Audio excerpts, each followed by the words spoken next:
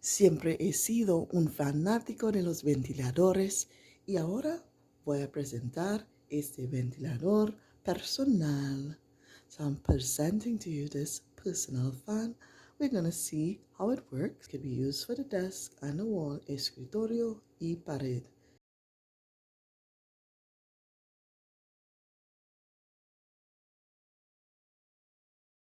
0, 3, 2, 1.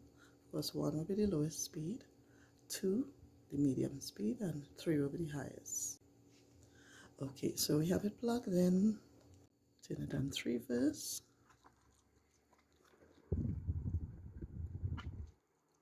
So this is the highest speed. Alright. And as we know, it can adjust.